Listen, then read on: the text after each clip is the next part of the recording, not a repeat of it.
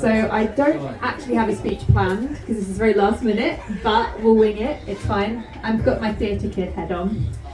So hi everyone, my name's Erin and I'm known as queerly autistic on various corners of the internet, and also I wrote a book called Queerly Autistic, which is a guide for young autistic people who are maybe questioning their gender or their sexuality, or they know they're LGBT+, but they need some kind of guidance in coming out, socialising, finding friends, that sort of thing.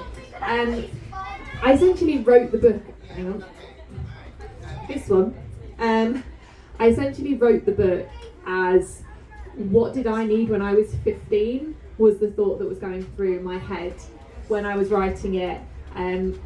When I first pitched the idea to Jessica Kingsley Publishers, there wasn't anything like this on the market, and I was looking for something for it like this because I had a young family member who was autistic who had just come out as trans, and I was desperately looking to find information for her, and finding out that there wasn't any when I approached the publisher about it, and they said, "We don't have anything like that, do you fancy writing it?"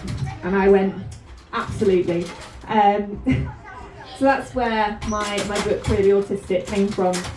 We know that autistic people and neurodivergent people more generally are disproportionately likely to identify as LGBTQ+. It's something that we've seen anecdotally for years and years. It's something I've known for years.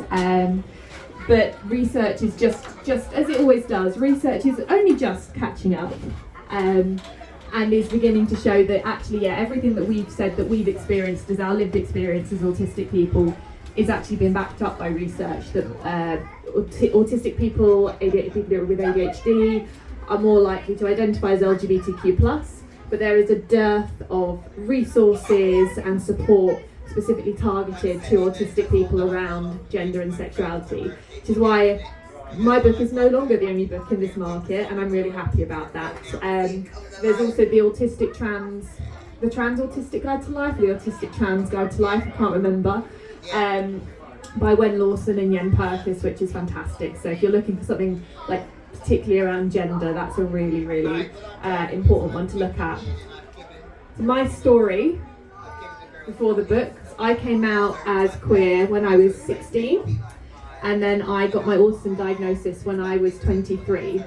And I'm painfully aware of the fact that if I'd have come out later or got my autism diagnosis a bit earlier when I was a teenager, that there would have been backlash potentially to me coming out, because there is a huge misconception that autistic people don't have sexuality. We don't, and if we do have sexuality, it's definitely not queer. That's not allowed. And that we can't have sign of a concept of gender identity, or a gender identity that diverges from what people see as normal, whatever that means.